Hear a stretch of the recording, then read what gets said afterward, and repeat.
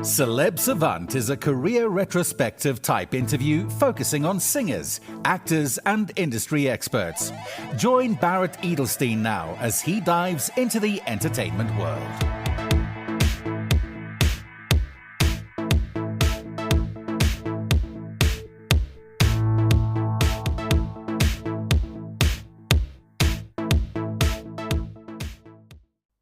American Gracee Shriver is a rising country artist. She began singing at age 9 and played her very first show in front of Garth Brooks. Soon after, she picked up a guitar and writing songs. In 2019, she earned national attention as a top 16 finalist on NBC's The Voice, impressing both the judges and country fans across the US. Since then, she's taken her music to the national stage, performing at venues across the country, opening for major acts, appearing at CMA Fest in Nashville, and playing Rock the Country Festival. Her music has been recognized by Oklahoma's Woman of Country, spotlighted by CMT in Belmont's Country Showcase, and her song Living Proof debuted on WSM's Grand Ole Opry Radio. Gracee's latest single, Pretty Psycho, is the lead track to her debut EP, which is also called Pretty Psycho. Both are released in 2026. Up next on Celeb Savant, we've got Gracee Shriver. Where in the world are you and how are you doing? I am in Nashville, Tennessee, and I'm doing amazing. How are you doing? I am doing superb. Thank you for asking. At what age, whether as a child or teenager, did you think, okay, I want to follow this path? And how did that journey progress? Yeah, so I started music when I was about 9. My sister was in singing lessons. She hated it, so my mom put me in them, and I was obsessed. My whole family's musical on my mom's side, so it kind of was in the blood. And all of our family reunions and things were spent with guitars, playing country music, gospel music. So it just kind of took off from there. I started doing shows, and I had a stand-in gig every Friday night at Trails and Barbecue, which was a little barbecue joint in town. And then I kind of started going to Nashville and taking off. Are there any aspects of now fully being professionally in the space that have in the past surprised you or currently surprises you that you did not realize would be part of the process? Yeah, I think honestly, and this has kind of come in more recent years, I would say, especially since COVID, the whole social media aspect. Before people found people within town that they really liked, and managers would latch onto them, labels would latch on, and just kind of, develop them and support them. And it's a little different now. It's definitely based off viral moments, which can be a little draining at points, but that's a different aspect of things. I didn't realize that I would be an influencer and an artist. I kind of just thought I'd do the artist thing. Obviously, you've gone through what I've gone through, and the post has gone massive. It's huge, a few million. And then you do sort of similar something, another great thing, and you're like, and then it gets a less amount. How have you assisted your mental health to not allow that to affect you? It's kind of like a daily battle, you got to remind yourself not to get wrapped up in it. At the end of the day, it is an algorithm. It kind of boils down to a hashtag, which is unfortunate and fortunate at times, can really help. So I just try to, stay rooted in the word, remember my worth isn't defined by an algorithm. And I just got to remind myself that every single day that I'm, doing this because I love music, and that number isn't the make or break. Thank you for the reminder. I needed to hear some of those words today. How do you create a song? Kind of happens different every time. I personally love melodies, so I would say that's probably my strong suit in the room, is coming in with like a melody that I have, and kind of like a thought, like a story process, which is awesome in the community, finding other writers that, kind of have their strong suits that complement yours. But the melody is my favorite, and then we'll typically develop lyrics from there. Tell us about your latest releases, and what can you tell us about what's coming up? Yeah, so I just had a song drop called Miss the Boat. And then right before that, I had a single drop called Pretty Psycho, which those are really fun, kind of summer songs. I love an upbeat song.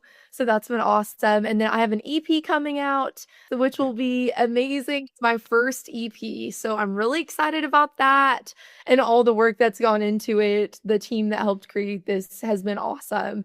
And I really wanted it to showcase like the fun artistry side of myself. I love a rock edge. I love an electric guitar solo. So we really honed into that for summer, and I'm excited for everyone to hear it. What challenges have you overcome in creating this EP? I say, like, not getting too wrapped up in what's current right now or what's hitting, I feel like a lot of times labels or people are striving to, like, match what's on radio. And if there's one thing I've learned while I'm in town, if you're matching what's on radio, you're 2 years behind because everything's already progressed. So I just kinda went into it, was like, "I'm gonna do me." And be true that way when you're on stage, you're not putting on an act. It's truly who you are. People that like it love you for you. So that's been awesome to really dive into the authenticity of that. What do you love about performing live? Oh goodness, live shows are my favorite. I love a full band. I love the art behind it, getting to do the backgrounds and even the movement on stage, the stories behind it. So getting to jam with a full band will always be my favorite thing. Obviously, the song is recorded, it's on the EP or in that space. When you're recording it live, it's about getting that feeling, that live electric feeling for that song. Has there ever been a situation where you were practicing or rehearsing and some bit came in that could have been added to the song? You were like, oh, damn, why didn't we think about this before? Yeah, I think that's always like fun when you're doing that. And by the point that you've rehearsed that live show so many times, I definitely think, the guitarists get more comfortable. Everyone gets a little more comfortable. And there's things that you're like, oh, wait, that's awesome. But I guess that's just an opportunity to add it into the live show, like little ad libs. My drummer does harmony, so he'll add in ad libs and stuff. And that's always fun, but it also makes it different. It's something that they get to see at the live show that they don't get to hear online all the time. So it makes it a cool experience. I'm that guy who's right up in front. I'm dancing, I'm jamming, I'm doing my thing. I'll take my cell phone out for maybe 1 or 2 photos, 1 or 2 videos, and I put it away. I notice these days a lot of people are very busy on their phones, filming and whatever they're doing. From your perspective, potentially seeing a bunch of phones instead of eyes, do you not feel that takes away for the audience that experience, or it's just where society is? I feel like I've tried to find the positives in it. It does stink. And coming from a music lover like you and like myself, it's like I'm the same way. I want to soak up those moments. And those are things that just they only happen once in your life. You're only at that concert for one time in your life at that point for one time of your life. The positive that I've tried to take of it is typically when they're videoing, it means they like it. Yeah. It means they're posting it somewhere. It means they're tagging you in something, they're following you. So I've tried to kind of morph it into like, okay, they're enjoying this, they're gonna add this, and it's just gonna reach more of an audience. So that's a positive if you can find one out of technology. Now, going back into the creation of music, obviously it's a different experience every time. When you're going to create a fresh song, how do you separate between having the hits, and let's say you will have the hits, so moving forward, the massive hits, and now you're going into the studio, now you need to create something new. How do you separate that boundary? Say, okay, well, we don't want to replicate what's been so successful, but also stay there, if you understand what I'm trying to say. Yeah. No, I think that's where it's great to have a team and that really gets your sound, like a producer that really gets your sound and have other feedback. Because I think as an artist, sometimes you can get kind of narrow-minded with the lane. And so having like, the other input from people that are like, hey, like this sounds great. I agree because I think sometimes a lot, especially nowadays, a lot of albums and things sound the same, but occasionally it's not bad to have the mindset of if it ain't broke, you don't gotta fix it. Some of the biggest hit writers, I mean, you even have like the George Strait, he did like outside cuts, and a lot of them probably had the same vibe, but like then he became one of the biggest artists because people just loved the vibe. Ella Langley's doing that right now. I mean, Yes. people were saying a lot of her stuff sounds similar on her album, but that's just what people are wanting to listen to is kind of that mid-tempo, easy listen. And so, I mean, if it ain't broke, just keep chasing it. And now again, when creating music, we've got what's blowing up now. We've got people's attention spans of 10 seconds. We've got to make it okay for TikTok. All those noises of voices coming in. How do you shut them up? Again, I think that just comes down to like waking up every day, remembering like my worth isn't in music, and just remembering that what I love, that's why I got into music. So if I'm trying to be someone else or if I'm trying to chase this all the time, it's going to become not authentic to me. It's a hard balance, but I think getting the team that does more the business side and lets you be creative really helps that mindset so you don't get trapped in the numbers constantly. I love me a CD. I still budget for my CDs every month. For me, it's a thank you to you guys for all the hard work. I love the journey of the choice, the booklet, the pictures, and. I'm not sure if you are or not aware, massive uptick of physical. I was reading in Variety a couple of weeks ago that last year in the US, $1.04 billion spent on vinyl, the biggest since 1983. 2 years ago in the UK, 5.9 million vinyl sold, the biggest since 1993.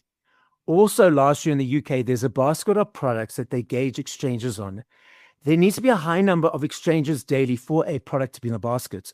And because of the upsurge of CDs again, the CDs are now back in the basket. The research of all of this is showing it's the teenagers, younger kids diving into this world, not the older people. And then we have Spotify that people also listen to music on. What are your observations of the landscape at the moment? First of all, I think that's amazing. It kind of gives me some hope, that we're kind of drifting back in that way. I think that was the reason the artists were as big as they were back in the day, were physical sales. And I think streaming kind of took away a little bit of the sparkle out of getting, rushing to the store to get your favorite artist CD and all of that stuff. Like that was part of it, the merch, the CDs, the Yeah. vinyls. So I think that's really special. I personally love that. I'm an old soul at heart, so I think it's really cool to get to go back to that because that's what keeps, all of this alive. It's an art in itself to create the physical as much as it is for, to write the song in the first place. So that's really special. And I think it's kind of just like a sense of normalcy. I think the world gets kind of crazy, and it's awesome that kids are like rushing towards that to kind of bring them some like peace of things. I think that's awesome. Do you think the general audience require more of an understanding of sort of the imbalance?